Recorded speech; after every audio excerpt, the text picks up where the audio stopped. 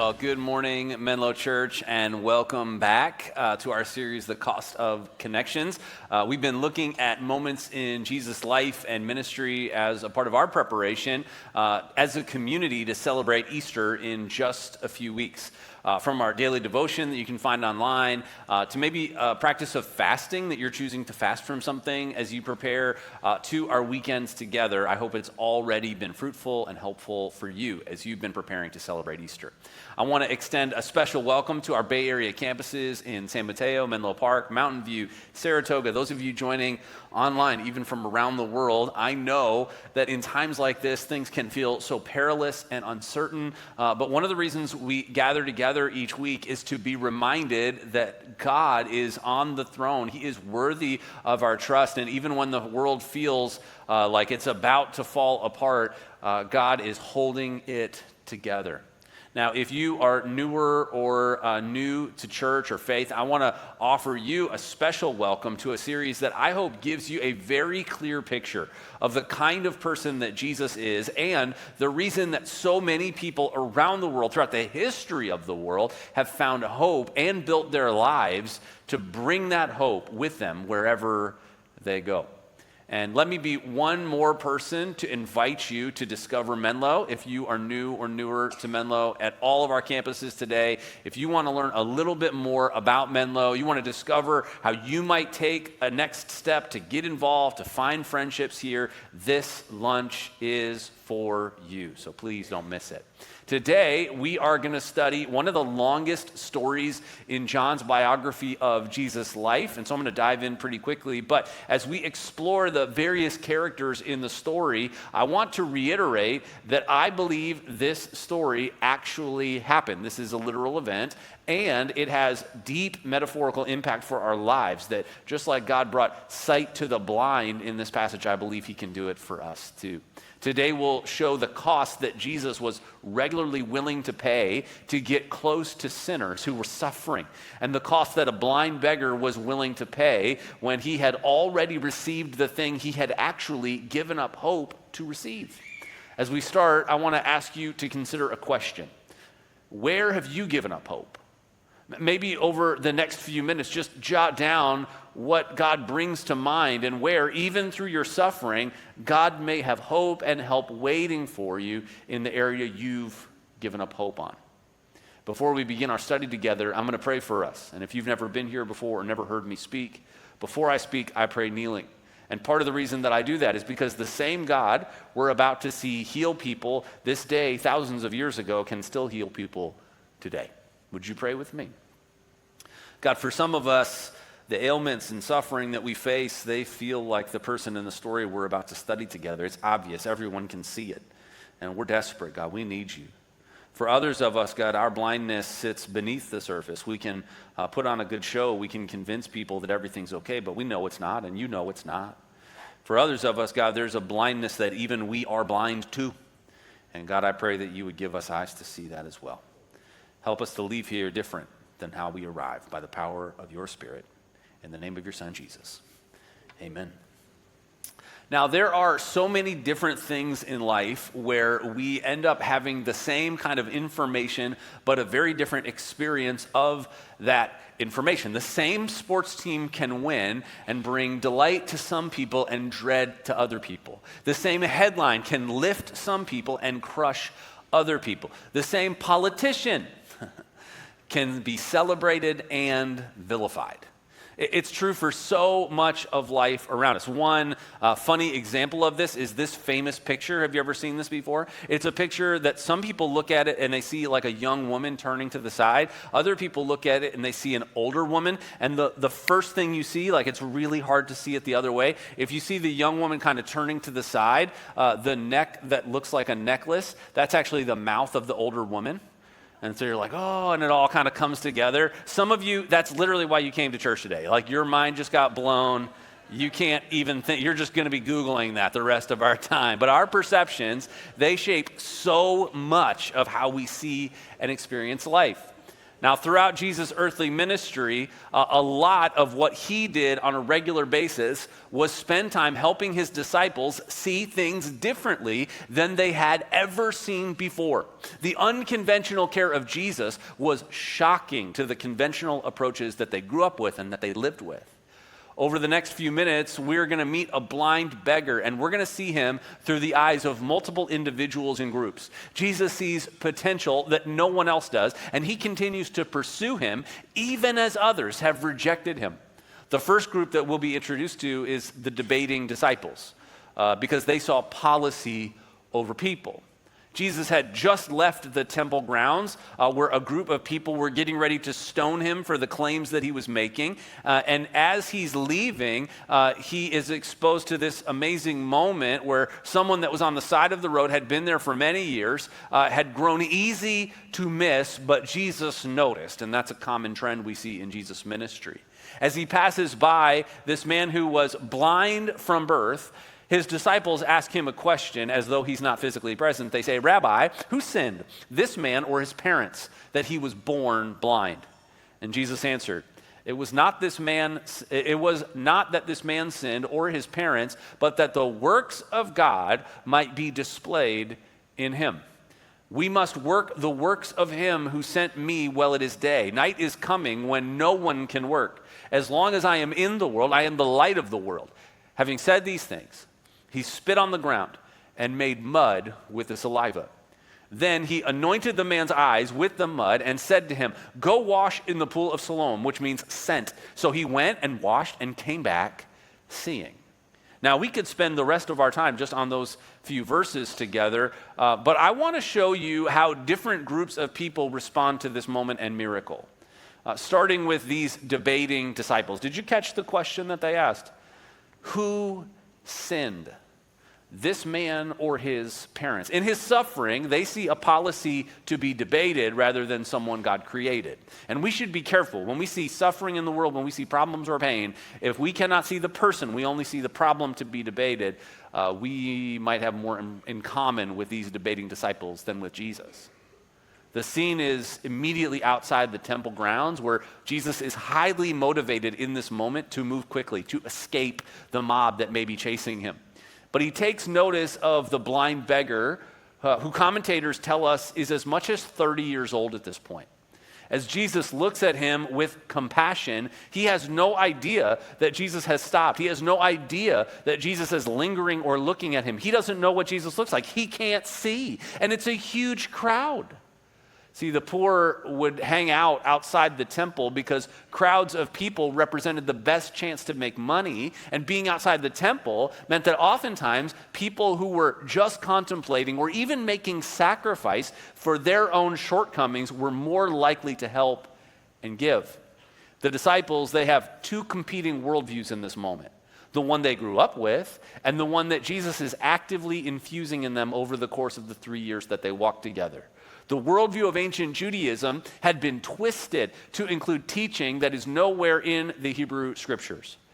They are debating whether or not this man is blind from birth because of his sin or his parents' sin because of one of those distortions. Obviously, the idea of generational sin or suffering happening from one generation to another wasn't brand new, but what could they mean by someone that deserved this type of thing in their life, even though they were born with it? Well, it comes from teaching at the time in twisted Jewish theology called prenatal sin, in which it was believed that you could sin in your mother's womb and face the consequences of it. Now, I want to be clear. Some of you are moms in here, and you had some really difficult pregnancies with babies that were kicking hard, and you're like, actually, I'm kind of on board with this theology. They were taking a handful of small passages and building a terrible theology around it. And here's the thing about this blind beggar. He knew that every person that saw him was judging him on one of these categories. I have what I have, and it's my fault. That was what he thought every single day, that every single person thought about him. But for Jesus, the blindness wasn't because of sin that his parents had committed or that he had committed. It was to serve a greater purpose. It was so that God would be shown powerful through his life and story. Either way, this man could probably hear them talking like he wasn't there, and we have no evidence at any point that he asks Jesus to be healed. Healing had not been common before Jesus, even in the Old Testament, where they were really rare. So for a lot of people with health conditions or profound suffering at the time of Jesus' life and earthly ministry, they just learned to live with it. They maybe wondered why God allowed it, but they just learned to live with it. Now, there are multiple reasons for why God allows suffering. This is one of those all-time questions that we ask. God, why have you allowed this specific suffering in my life? Why do you allow suffering in the world? And Jesus, he gives us one answer, but there are several I want to give you today. The answer that Jesus gives us for why he allows suffering is that God's power is clear in us, that actually God can show up and show himself faithful in us, whether we live with that suffering or we are delivered from that suffering. A second one is that God is strengthening in us through suffering. Like we are stronger because of it, not in spite of it. That God actually builds in us greater capacity to follow him because of suffering. The third is that suffering equips us to care for others. Some of you are incredible at empathizing with other people, at caring for people who are going through pain because you suffered infertility, because you went through cancer, because you faced the pain that they are now facing. And I want to give you one more that is not so popular. God uses suffering in our lives to correct us so that we might experience less pain later because we experience some pain now. Now, I know that's hard to hear, but like a loving parent, God wants to help you and me, and some of that is discipline. Now, this isn't a comprehensive list, but if you're wondering why does God allow suffering, hopefully these are just a few answers to get the conversation started. There's also the suffering that comes, honestly, just as a result of the fact that we are in a broken and sinful world. That God is allowing pain in this world because of his patience for the people in it to come to him by grace through faith. That if there was no suffering, the only way that there's no suffering is that there could be no sin. And the only way that there could be no sin is that there's no you. And so suffering is a bare necessity for you and me to exist. And so it's so easy for our perspectives about this to get limited, to say, God, you have to do this or you have to do that. It's no wonder why we see this man not ask for healing, he's asking for money. That's the thing that seems possible. That's the pitch he's learned how to make. He's probably even gotten pretty good at it. But healing? That's beyond his power. That's beyond his control. And so when Jesus stops, the blind beggar is just hoping for help. He's hoping for dinner. What Jesus does next has left scholars puzzled for millennia. There is no consensus about this. He leans over, spits in the dirt to make mud, and then rubs it on the eyelids of this blind beggar stranger. And he tells him to go wash off the mess that he just made. Here's where my heart breaks a little bit. This isn't the first time that something like this has happened to this beggar. You know, and you're like, how do you know that? Well, in church world, sometimes the best intentions can still lead people to the worst decisions. People who mean to help can sometimes do harm when they bring an overly reductionistic view of healing, suffering, faith, hope to people in pain. For years, I actually worked with a worship leader who at one time was a dynamic and gifted worship leader. He lit up every room he walked into. His future seemed as bright as you could hope for. And one day, he was getting on the highway and the metered on-ramp was on even though there was no traffic. And so he obeyed the lights and stopped, but a city truck came up behind him at full speed and didn't stop, hitting him.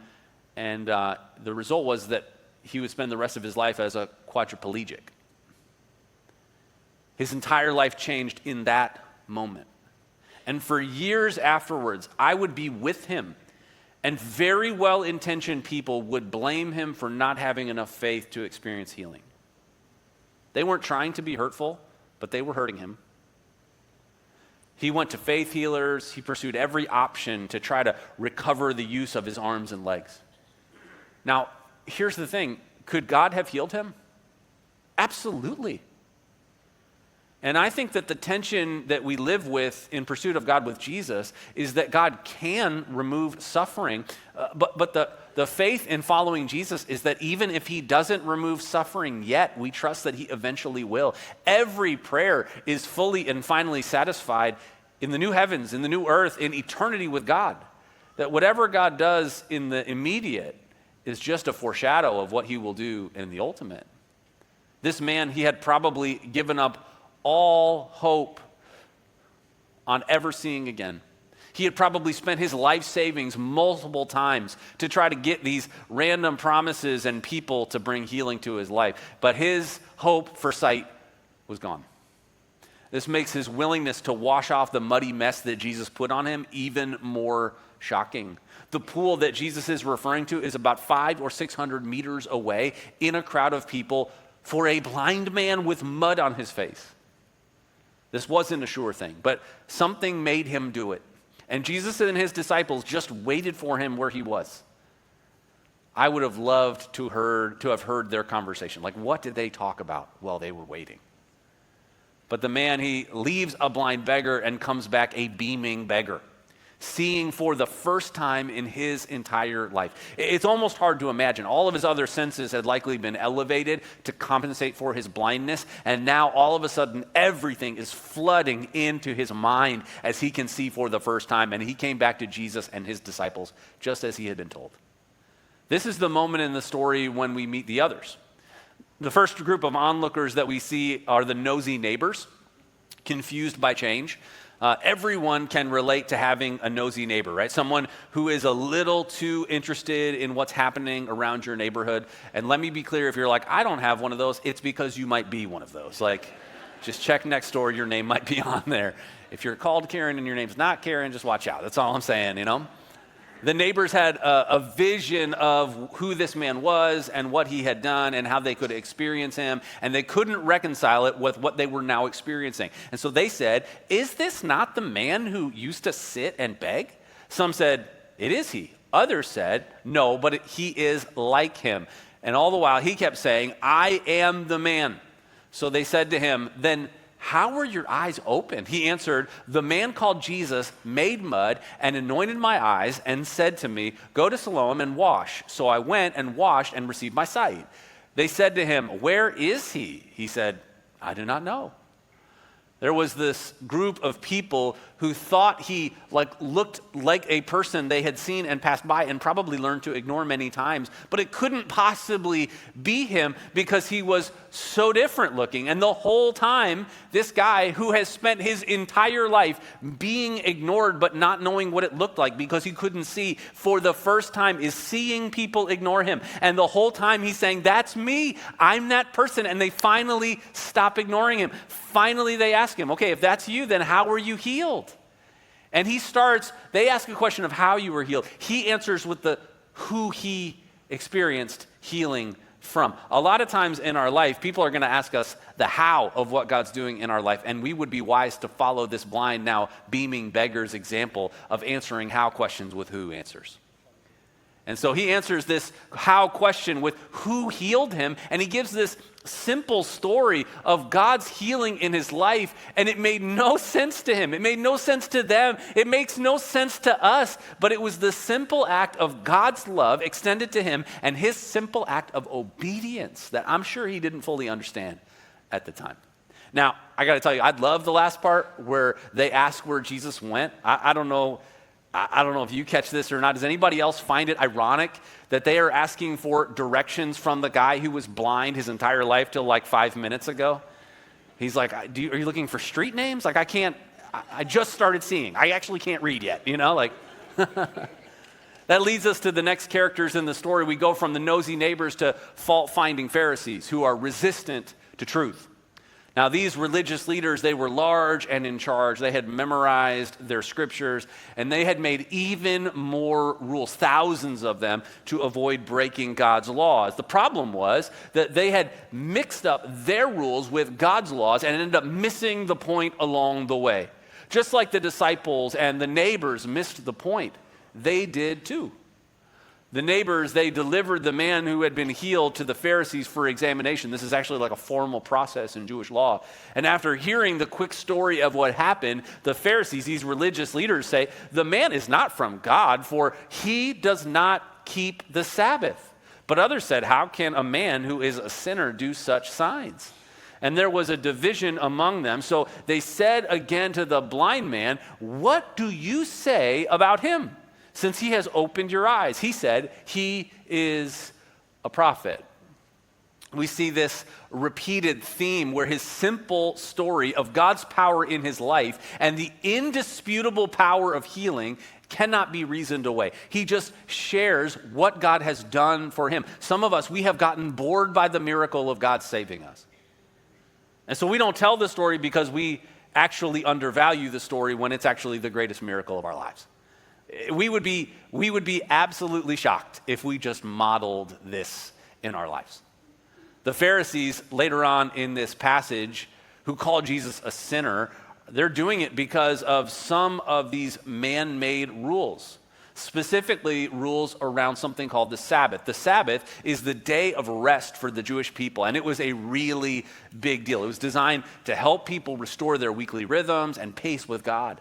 But over time, the rules to help people keep the Sabbath got stricter and stricter, and they were originally understood to prevent you from breaking the law, and then they began to be understood as the law. And one example, and I'm telling you, there are tons of examples like this that would blow your mind, that feels really relevant to this moment, is wild. According to the man-made Sabbath guidelines at this time, you were allowed to spit on the Sabbath, so few, right?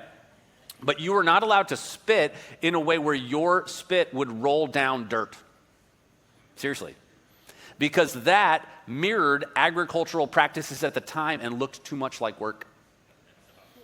And you're going like, that's what you took from this story, guys? That the spit rolled down dirt, that Jesus made it into mud? That was the level of granularity that we're talking about at the time. The Pharisees, they remind us of the reality that if we are looking to find fault, we will always be able to find fault. You might not be a Pharisee, but plenty of us are fault-finding Pharisees in principle. But it will often leave us, when we let that become what our faith is, it will leave us so jaded, so cynical, that we miss the work that God is doing in front of us. Are you the person that always criticizes, that always finds fault, that always finds a way to explain away the work of God in your life or the life of someone else? This is a cautionary tale. The next people that we meet in the story are the paranoid parents who are afraid of rejection. Now, I want to be very careful about how we look at these parents. They don't show up well, but they had to have been devastated with their son who had been on the streets likely for decades, blind from birth, and they had probably spent all they had before he left home trying to get healing for him, trying to make it sustainable.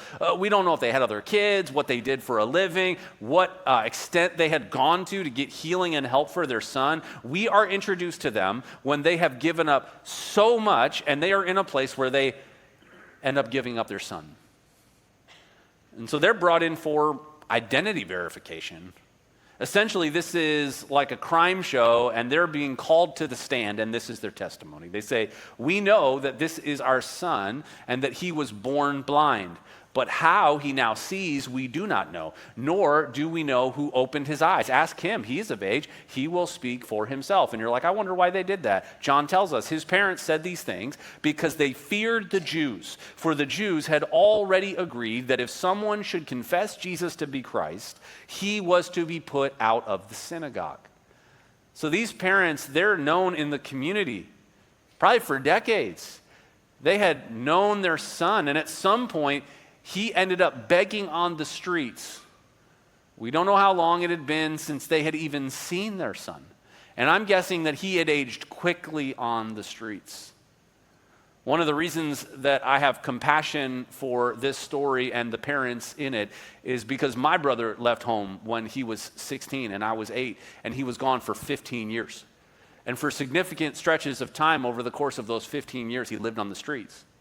And when my brother reappeared in our lives, it was as though he had aged decades longer than just the time that he was gone. The man's mom and dad were likely fighting back tears as they were trying to just keep their lives together and look at their lost son. The threat of being put out of the synagogue was not some ceremonial idea. It was very real. It's called herem in Hebrew, and it was an excommunication from social, religious, and the economic life of the Jewish people. It ended your life. These parents, they're so afraid of being rejected by others that they reject their own son. What is your fear keeping you from? Are you living in such a way where you're like, there are people that you are living for the approval of that you don't even like. But somehow you've just gotten backed into a corner that you have to show up this way. You have to perform this way. You have to behave this way. Seeing past our blindness requires us to live with God's approval over everything else. We have to understand where our lives start in order to move from there. Finally, we are going to give the last word to the beaming beggar, who's embracing his story as an example to all of us. As a community, we have been talking a lot this year about stories because they are so core to the way that God shows up in our lives. And that's true for this man as well. He appears to the religious leaders in what feels like kind of a final appeal and basically asks why they want to hear it again since he's already shared the story. And as though he has been formulating his argument while being shuffled around, he gives one last well-reasoned pitch about the power of Jesus. He says, "Why? This is an amazing thing. You do not know where he comes from, and yet he opened my eyes. We know that God does not listen to sinners, but if anyone is a worshiper of God and does his will, God listens to him. Never, since the world began, has it been heard that anyone opened the eyes of a man born blind. If this man were not from God, he could do nothing." And they answered him, "You were born in utter sin and would teach us?" And they cast him out. This beaming beggar, whose parents are still rejecting him, still has no job prospects, still has no home address. He has this deep appreciation for Jesus that is only growing for the grace that he's received. In just a few verses, actually, Jesus will come looking for him when he's cast out, and he will become a disciple of Jesus, trusting Jesus as his Lord, even with all these things still undone in his life. And so after this amazing and logical explanation for why the religious leaders, on their own terms, should consider Jesus as at least a prophet, they respond with a cheap, personal ad hominem attack. Remember that terrible prenatal sin idea? They go, "You were born in sin. Who are you to tell us anything?" Like we're not dealing with the arguments on their terms. We're just dismissing you. This man has overflowing joy. But after decades of blindness, he had learned something physically in these events that we need to learn spiritually. And that is that we can only see past our suffering with a Savior.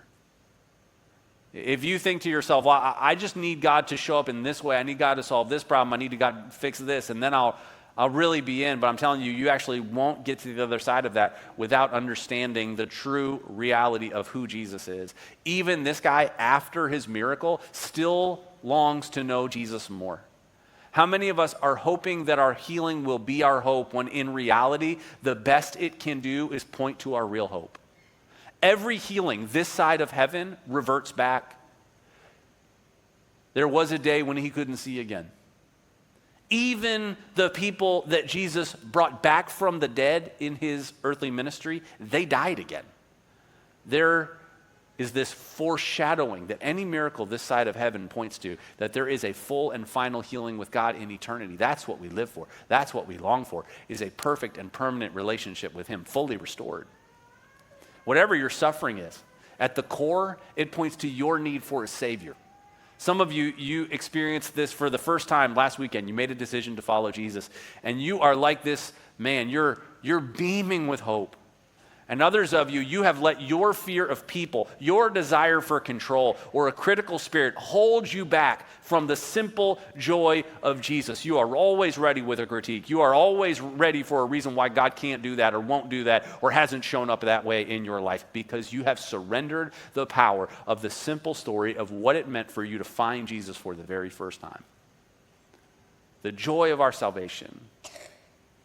There's a line in this passage that we didn't look at It's a really powerful line. In defending Jesus, the blind beggar who became the beaming beggar says, whether he is a sinner or not, I do not know. One thing I do know, that though when I was blind, now I see. Have you let the simplicity of your story fade from your memory? Let's be reminded together. John Newton, he wrote the famous song, Amazing Grace. Whether you're a church person or not, you've heard this song. And it was a reflection of his own spiritual awakening, having turned from sin to salvation. As a slave trader who God saved during a violent storm at sea, he took this line from our passage and he wove it into a hymn. He was a pastor and he would just write these beautiful songs and incorporate them into weekend worship. Don't get any ideas. This was an amazing gift that he had, and he just delivered this song. And it served as a reminder of God's grace, and it has ever since. These words, once I was lost, but now I am found. So maybe you're singing this as a prayer, maybe you're singing this as a hope, but would you sing these words with me, Menlo? Amazing grace, how sweet the sound that saved a wretch like me. I once was lost, but now I'm found. Was blind, but now I see. Sing one more time with me.